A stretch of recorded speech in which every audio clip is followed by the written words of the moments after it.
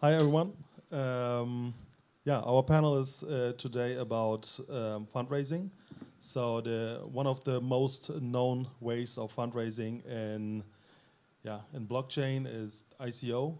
So as you guys know, but ICOs are getting more and more complicated because no one is investing that heavily like they used to do. So and investors were called always contributors. They didn't know how to do due diligence and stuff like that. So nowadays it's getting more and more complicated, but there are so great projects out there. And today, actually, I would like to talk with my panelists about new ways to fundraise for your blockchain projects. So please welcome the panelists. Come. So maybe a quick question to the audience before we start. How many of you guys ever invested in ICOs or hold tokens? Not that much as expected. Okay. Please, Michael, go ahead and introduce yourself and maybe also a few words to your project. Okay. Hello, my name is Michael Stamp. I'm working for GoForIt, Walk&Win. We are a geo-based couponing platform about to launch in 1 or 2 months. So we're just finalizing iOS and Android app. This platform includes blockchain technology, which is a utility coin, and we're very keen to have the system of the blockchain developed and implemented in this product to bring it to the next level and to make it available to a broader basis and more folks to understand what blockchain actually is about, not just ICO and fundraising. So not contributors, we want partners and investors. Hi, my name is Arnab. I am currently based in Hamburg, and we are STOKR.io. We are actually an investment platform. My background is I'm coming from the legal side, so I worked as a lawyer for a few years, and then I got exposed to the crazy wave of blockchain back in 2016. And I tried to do some legal academics work in this field, and then the idea of securities token came up, and we realized we have the competence to do that. So what we are doing, we are an investment platform where we connect with investors and the ventures, and the ventures issues their profit sharing right or revenue sharing rights. These are financial instruments via digital tokens, and these are issued as per the European capital market laws. So we are a fully regulated structure currently operating from the European market, and our background is also we worked as a consultant, so we also have seen this market maturing for quite some years. And we really hope that this tokenization aspect that ICOs provided for very core technology-related companies like utility tokens model, which only can be used by very core blockchain companies. But the companies that does not require blockchain technology, that the companies does not require technology at all also, but still they can use this technology for financing by issuing their normal equity via digital tokens. And that's where we come into play. Hi, I'm Pedro. I'm VP of Strategy of Catappult. Catappult is an app distribution platform that allows game developers to easily distribute to third-party app stores.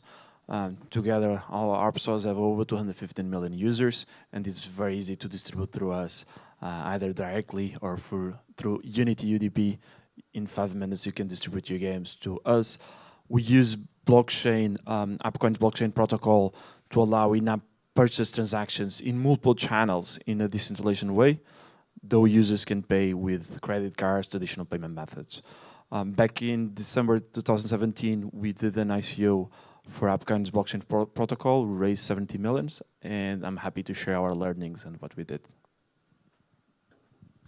Hey, my name is Andre, and I'm the CEO of Kama Games, the largest social mobile poker operator in the world, as well as we have the largest social mobile blackjack and roulette games on the market, with total user base more than 120 million players.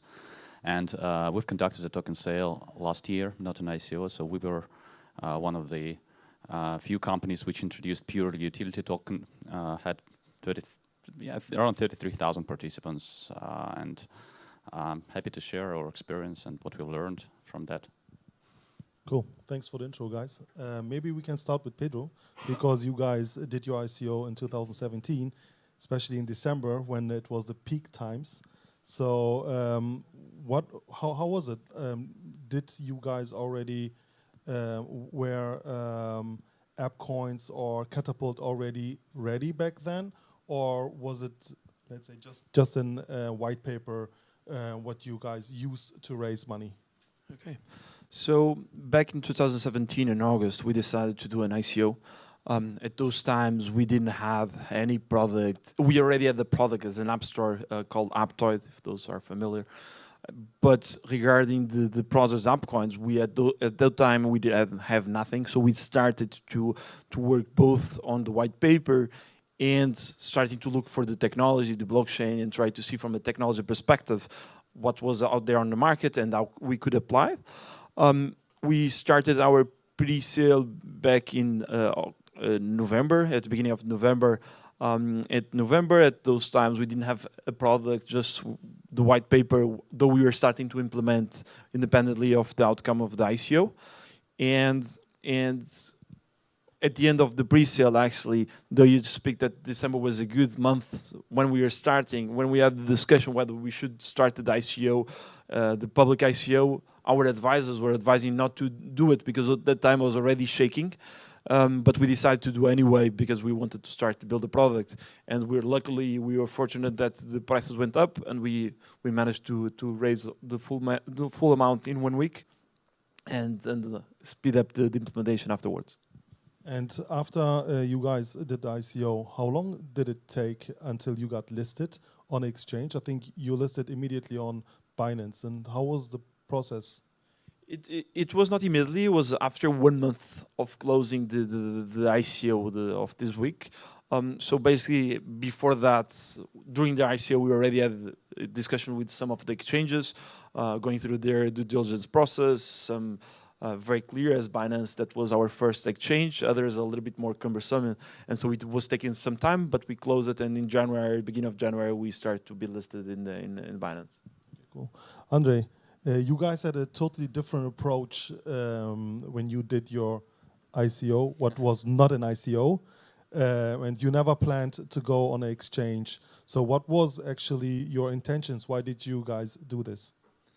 Right. So, and we are not on any exchange at the moment and not planning to. So we've been on the market since 2010, and since then we've been pretty profitable and successful company, and growing over the last 3 years again. So, and actually, a part of our success always was R&D and experiments and innovations we constantly do. That's how we actually compete with our competitors, largest competitors. One is Zynga, which is an American public company. The second one is WSOP, which is owned by Playtika, by Giant. And actually, so we constantly monitoring the market and technology and what's going on there. And we came across blockchain technology and then tokens and ICOs. And we are thinking, okay, so how can we research this space and do something for us or in our business, for our products, which can actually help us to grow further. And of course, the first thing we were thinking about was an ICO. But then our lawyers, they said, look, guys, you're a profitable business, you just cannot risk it. And we weren't actually we didn't need money at that stage. So we decided to, and at that time we started to receive some requests and questions from our players, whether we planning to accept cryptocurrencies as a payment. And we didn't accept it. We do not accept it now. And but we tried. We decided to actually to test the waters, to try to accept cryptocurrency and to see what is the actual demand there. And, demand was actually very small. But and then we also tried to to look for a new audience out there, because we believed that the audience which was interested, people which were interested in this space and tokens and ICOs and blockchain, they were quite similar to the players which we have, which are playing our games. So then, of course, we tried to approach our lapsed players with another marketing or promotional message to bring them back to the game. And we, of course, I mean, having such a big user base, we have a good number of players which played and then left. And the other interesting reason was actually a big part of our success, of our growth over the last 3 years. And for example, like in 2017, we grew 64% on the mature market with a, let's say, with a product which have been out there for 8 years at that time.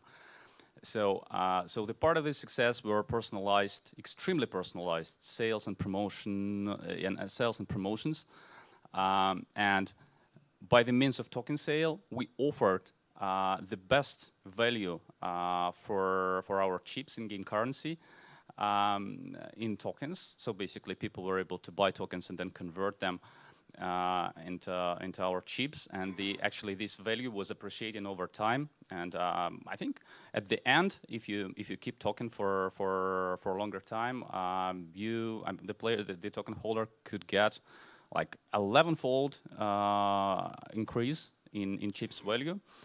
And this was also, we designed it this way to try to improve retention of our players and token holders to keep it. Yeah, these were the main reasons, and sorry, it's probably took me too long, but yeah, a lot of things we tried to researched, and you know, some expectations came true, some not. So does it somehow mean that you thought that your actual players gonna buy the tokens and use them later in the game, and this was not really happening as you expected? So 3 types of audience we were targeting to. First one, our existing players, because we were actually offering them another big promotional campaign to buy tokens and then exchange them to chips for the best possible value price. Then we were targeting our lapsed players. I mean, our you know, old audience or whatever players which played the games and then left.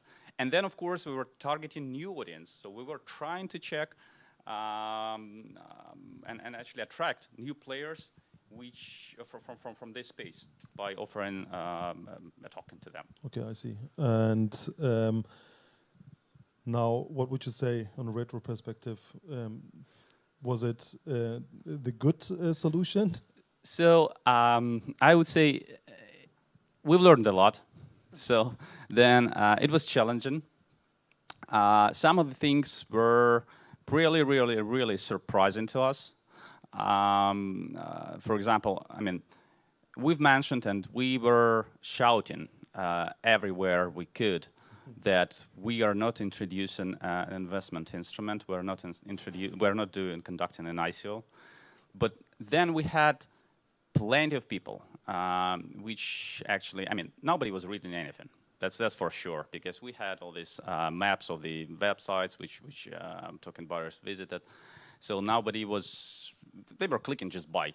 So nobody was clicking on the videos, on the white papers, which we actually spent like a lot of money and time, and that was a big, substantial document, you know, 5 times checked by different lawyers and legal guys. So people were just trying to buy something, in our case, what they can sell really quickly and just make some money out of it without even researching what they're buying. And the thing was that we did our token sale not in a very good time. It started at the end of August 2018. So the markets were down already, and then they were falling down. And then we finished around 12th or 14th of November. So, and even at that time, even on these, let's say, markets, when they were in kind of crisis, we had people which were buying tokens for hundreds of euros, and without not knowing what it is. So even later, they came to us and were asking, how can we sell these? And we just legally cannot allow people to sell, because then we will be in breach, and then SEC and other authorities will come after us. And I mean, there is a lot to take from us. So I mean, because we're a substantial business, and which generates funds. So based in Dublin, Ireland. Okay, cool. And Pedro, back then in 2017, when you guys started your ICO, if I'm not mistaken, the idea was also that the 250 million users you have, that they are also like one of the main targets you had was like, hey, why are our 250 million players not investing in us? So how did this work out? Because if I'm not mistaken, back then I also talked to one of the founders back then. So we were discussing like, because there's a really, the players are different and the contributors are different people. So do the players also have like this this investment or ICO thing? Do they know about it, or how did this work out? Like when you say like afterwards, did it work out, or was it totally different people who invested, not the players? No, we started with the pre-sale, mostly focused on our user base. So that's where we started. We give them special conditions because they were the one on the end using it as a final product and getting a discount. Basically, it was a voucher kind of, and so we started from there. But soon, what we realized was the conversion funnel from these people was not the best, meaning that majority of our user base was not used to interact with crypto, buying crypto, because they had to do it in Ethereum, so people are not used to do that. And so we realized that, of course, we want our user base to be part. We want the partners, both developers but also app stores, to be part. And we had some investment, but of course we also wanted to add some people that had some blockchain experience to be part and help us also developing on the technology side. So in the end was a mix of having also our user base, though was not the largest share, but at those times people didn't know how to participate. A lot of people were asking how to, or if they could send money, and then we sent. So was a little bit too confusing, and that also affected the way we implemented the blockchain. Actually, today people can pay with app coins with crypto, but people can pay with the credit card, PayPal. So we made it very easy for people to adopt, because no one is really tech savvy enough. There is not enough people tech savvy enough for them to use crypto, as Andre was saying. Okay, cool. So we talked about 2017, 2018, and maybe Michael about 2019. So how's it for you guys right now? Well, we are not in the stage of an ICO right now. We are currently only selling to private investors in a pre-ICO. And this is also the focus right now. Strategic investors also in charge for kind of a market-making function later, and this blockchain technology implemented will also have features for the users, for the players in our app, as well as the investors. So we and our clients. So we will offer different services for the players. For instance, they can. We have a search radius where you can, like a scavenger hunt, go on a digital map, go and hunt for vouchers and coupons. So there's a search radius where you actually have to get closer to the actual location on the map. And you can increase the radius with having coins or this utility token in the wallet, which is included in the app. So we have this function for our players, and for the clients, for the advertisers, we are planning to connect the token or the blockchain with our coupons, so to verify clicks on the couponing, which makes it more interesting for our advertisers.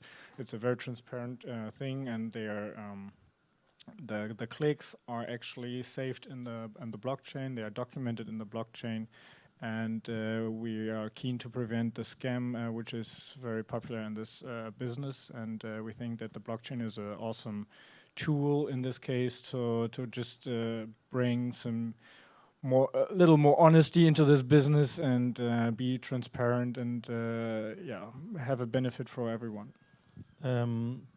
Are you now raising money based on your white paper?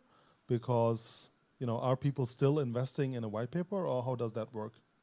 Well, Case. we have a white paper, we have a pitch deck, of course, but we also have a product, and it's not launched yet. But it's not like Pedro, where there's an idea. We are basically ready to launch the project. So everyone who is interested, I can show you what we have right now, and so it goes hand in hand. And once we have the launch of the product, we also will have an ICO. So it goes hand in hand, and there is no further down the road, we will do this and this with the money. So we have investors, strategic investors, who helped us through the development of this app, this product. And now in the next step, to of course implement more functions over the time, because the blockchain has a lot more to offer. We raising some funds, but we also implement more functions over the time, and that's pretty interesting. So, back then, as everyone is aware of, people were raising, I don't know, 50 million, 100 million, 200 million, whatever, like crazy numbers.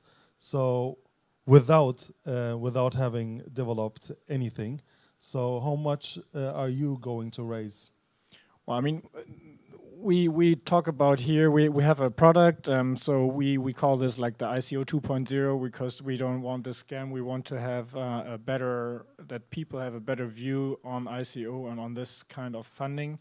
And we made a pretty tight calculation on what we need over the upcoming years, let's say 1.5, 2 years. That's what we're focusing on right now. And that is about 2.5 million. And that is mainly for marketing aspects, as well as implementing more functions for players as well as advertisers. And we're not looking for crazy amounts here. So it's there's a financial plan behind it, and we want to raise serious money for serious business here. Sounds very sophisticated in 2019. And Arnab, so you are in this space, as you said, 2016, if I'm not mistaken.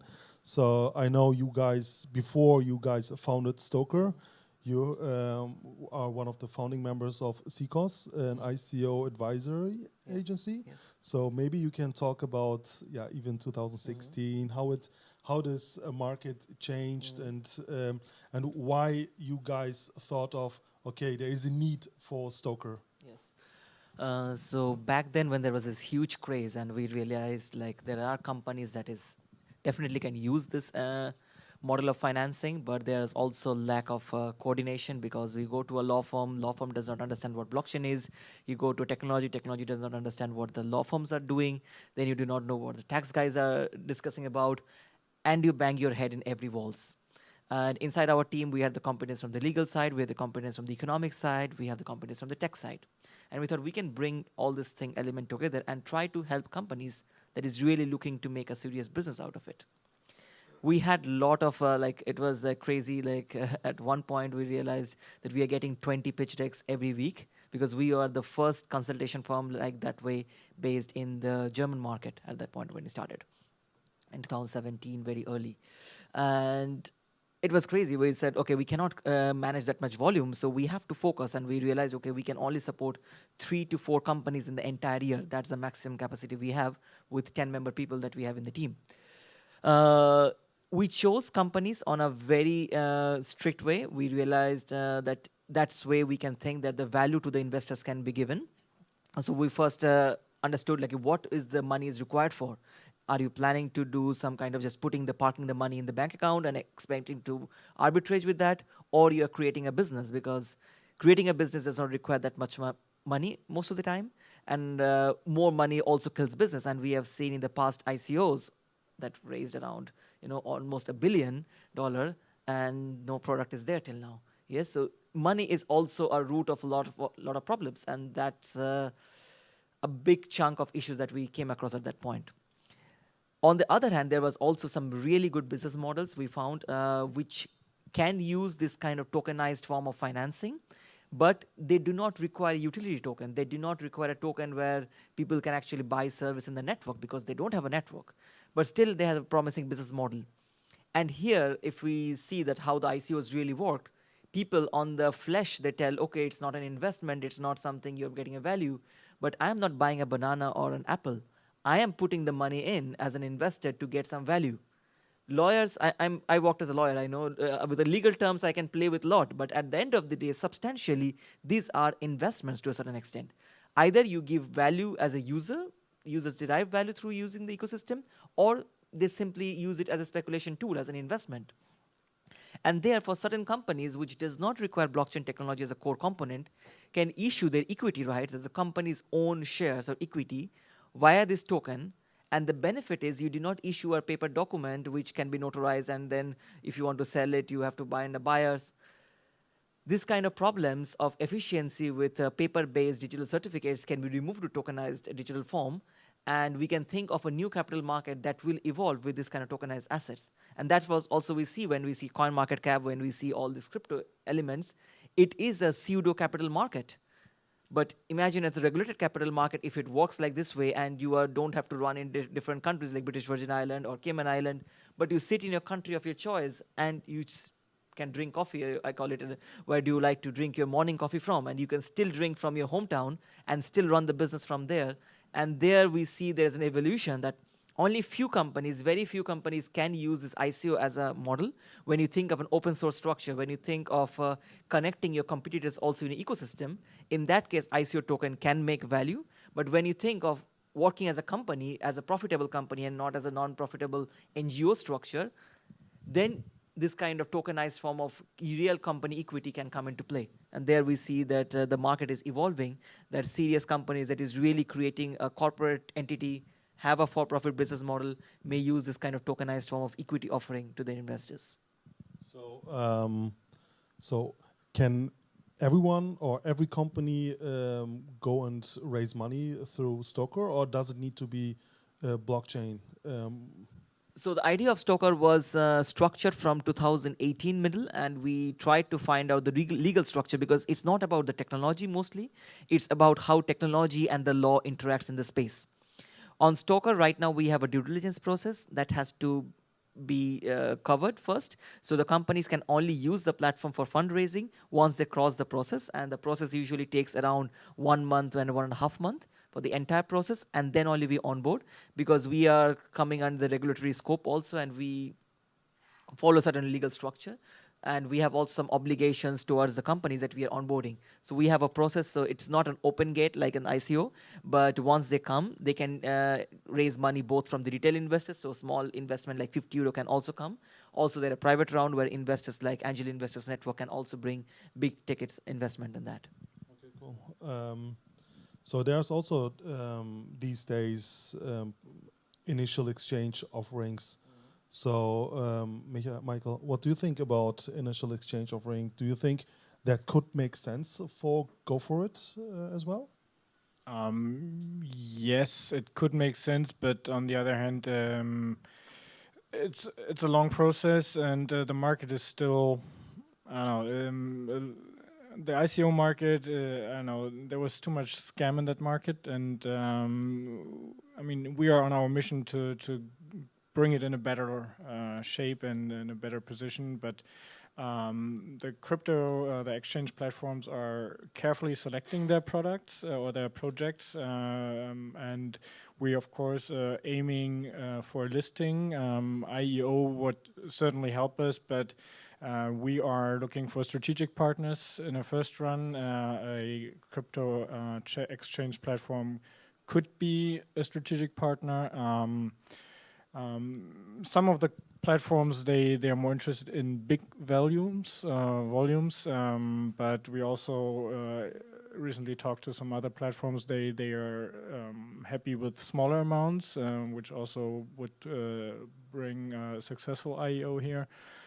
It's an interesting tool, but you have to convince the people, and that's what we're doing here. And yeah. Andre, so you said that there was a demand, or there is a demand from your players to pay with crypto. So how is it?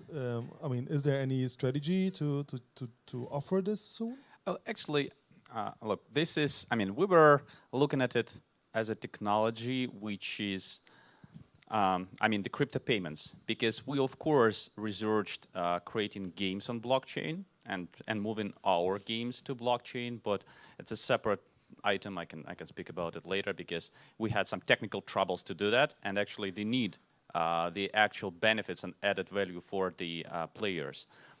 We didn't find many reasons for that. But in terms of payments, we're accepting and trying to accept payments for our in-game currency, in all the convenient ways and legal ways, of course, of these payments. So we were saying, okay, if there are like many people out there which are happy to pay in crypto, okay, that's fine. Then we will accept crypto. We will do all these necessarily procedures and integrations and KYCs and whatever is needed. But eventually, we found out that people which were participating in the token sale and which were interested in researching participation, they were all going to pay in hard cash, actually in fiat currency, not in. They were looking for credit cards, they were looking for bank drafts. They were not actually, let's say, not many of them were looking for making the payments in crypto. And the same thing, I remember we went to a conference in Seattle. It was like October, I think, or September last year. And there was a big banner made by Pornhub that out of their 100 million, I think at that time, daily active users, like, as far as I remember, it was a single percent, or even 1%, which was actually paying in cryptocurrencies. So that was for us, it was more or less the same. So there was not much demand in crypto payments. Okay. Yeah, please go ahead. Yes, I think this is a very interesting trend which we can see from 2018 late, that developers are really working when both Ethereum community and other blockchain community is on this interface of the user journey, and in the interface how you can actually manage the logins and other process, this private and public key combinations. And we can expect that 2020, there are a lot of solutions coming.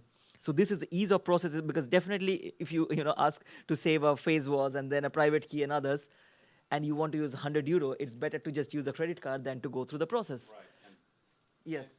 And by the way, there was another thing. I think most of the companies didn't do it in 2017 or earlier, and even some companies they didn't do it in 2018. But we had to identify our participants, even though we were offering purely utility tokens, not a security one. So there was no legal obligation to do that. But when we were speaking to the banks, almost all of them, European banks, I do not know about whatever's going on in some other jurisdictions, they were all saying, look, we may require identities for all your participants when we receive this money to the bank account.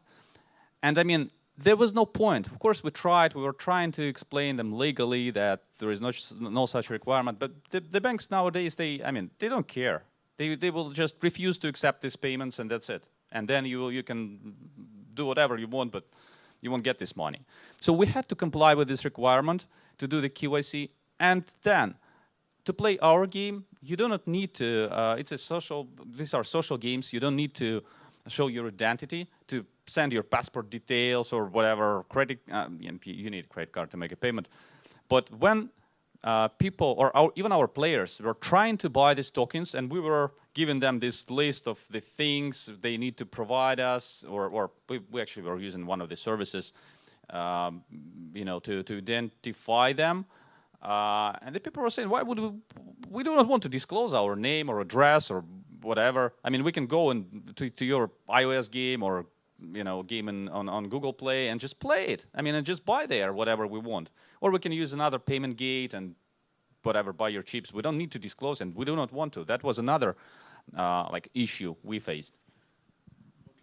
Can I comment? Because for us, crypto payments is quite significant. So it's different from the Pornhub experience and for yours, and maybe breaking down a little bit. So what we see is, okay, there is few, but some crypto whales that have a lot of crypto, don't know where, there is no really use case in the world to pay, and they use it. So this one is limited. But on our product, we create a lot of layers for people to engage with crypto.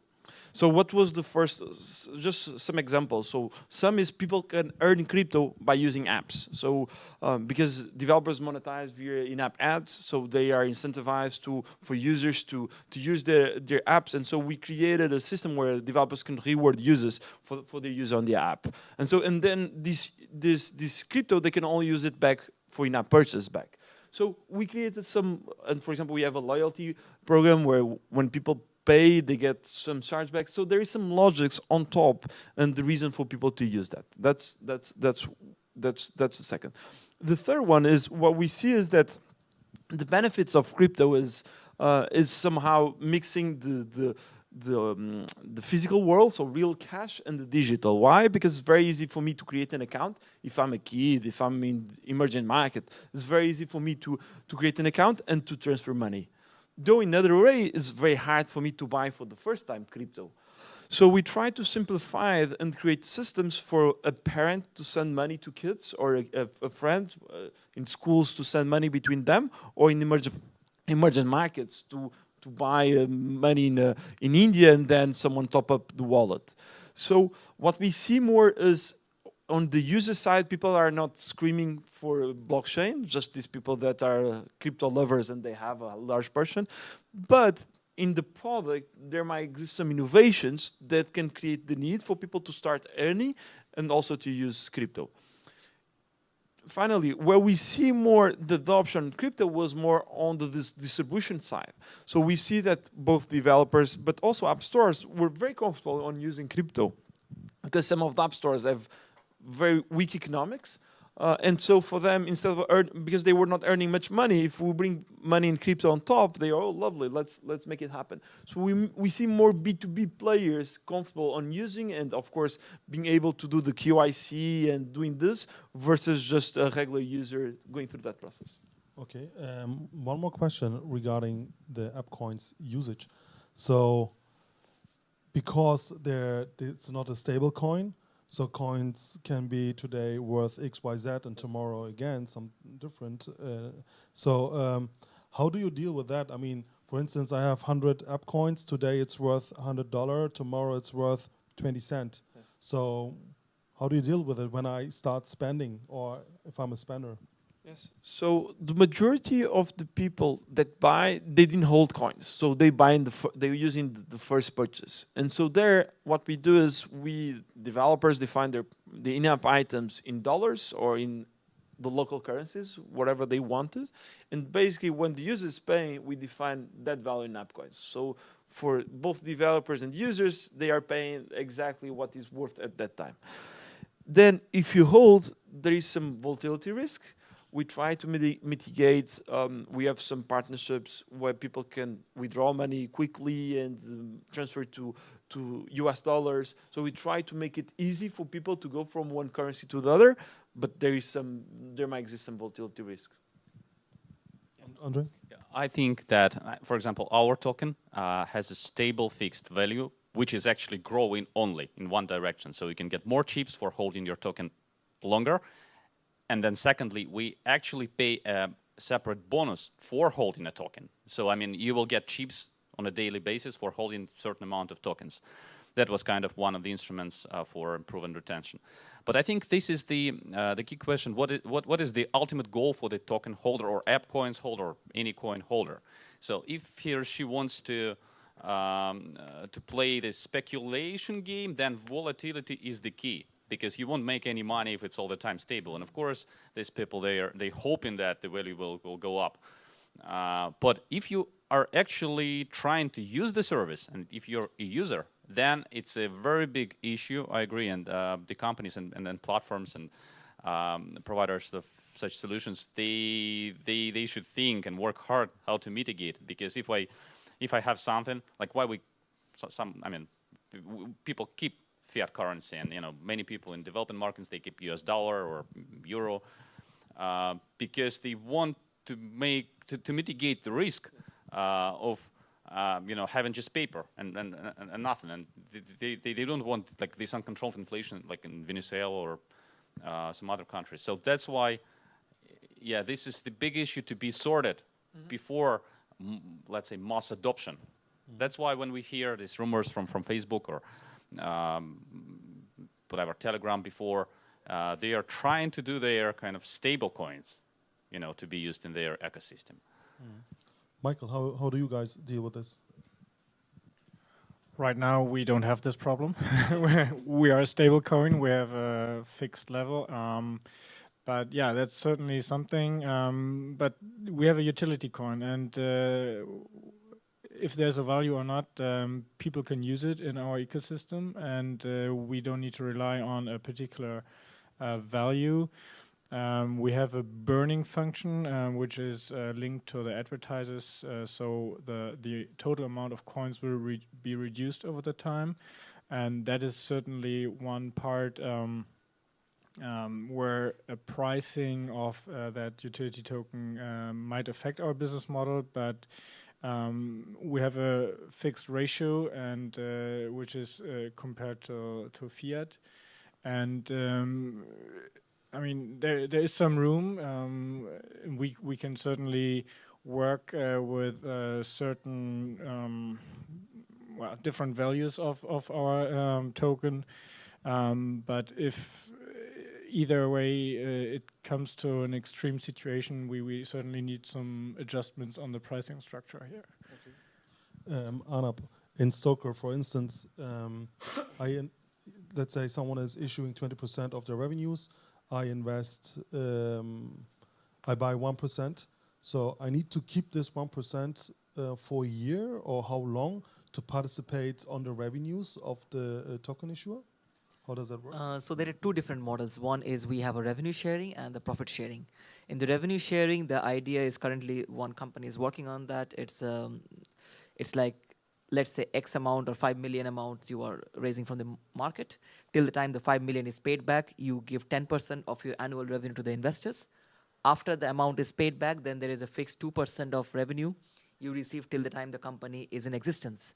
So you have an unlimited upside potential in this regard. But on the other hand, you have also clear visibility, because you can still manipulate on the dividend market and you can still manipulate on profit sharing. But with revenue, you have a fixed expectation based on the company's past portfolio and a revenue structure that gives a very clear understanding for the investors. Yes. Okay, cool. I think we are coming to the end. Maybe some questions to the panelists, please. Hi, thank you. So just picking up on those last two questions, which as a CFO of games and film companies, really intrigued me, and thinking ahead as to how to manage some of those volatility risks. Do you have any suggestions either for reading white papers and stuff like that, or ideally CFOs or that type of people who are in the industry and are dealing with these issues right now that help me kind of crash through some of them and understand how to manage them? So we did some economics modeling because we have a strong team for that, just to manage the economic structuring before the token is emitted outside. It depends on what is your business model is. Like on one side, users will always expect that there is a stability of the price because they need a price stability. On the other hand, the investors always want to have a speculation. And there is a conflicting scenario. And that's the problem with the utility token, is there are two interests and the two interests are colliding. Now you have to see this, can you put this interest segregated? That is, can you have two coins also? Now there was at the end of 2018, there's some discussions where two tokens, one stable currency and one you have this fluctuating currency. That can be a solution. Or you also give the option that the normal fiat investments can come in.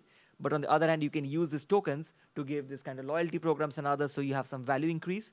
So there can be a lot of economic game you can play with it, depending on the business model, obviously. How fast the transactions, because there is a concept called velocity of the tokens. That means after you buy the token, how fast you want to sell it back. And this velocity you have to reduce. And the velocity you can reduce by incentivizing of the holding the tokens. So the more you hold, the more benefits you get. So that means you have a fixed price discovery over the period. Or if you increase the velocity, that means you do not give incentivization to hold, then the price can go quite in a different direction. Yes, so to comment on that, so the first thing is whether the token is a stable coin or not, is fluctuating. So that's one. And besides the arguments that you raise why not all the tokens are stable, besides the speculation is more, it's hard because a lot of governments, a large government were almost bankrupt because of putting their currencies at par with dollars. Why? Because if in the local economy there's a different value because of inflation, other things, the economy is not performing as well, investors will take advantage of that, and so it's very hard, even for very large governments. So that's one, it's large. But you can check whether, first, if it's a stable coin or not, and majority are not because of this complexity and all the costs associated, and most likely it's very hard for you to maintain.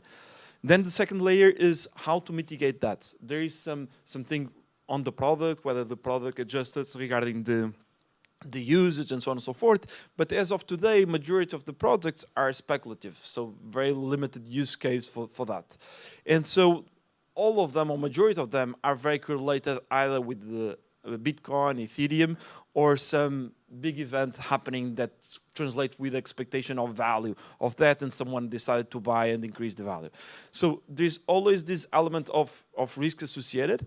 What you can see is how to mitigate those. For example, in our case, for the user, what we do is we have dynamic pricing that we stabilize. So so the user pays in the US dollar terms.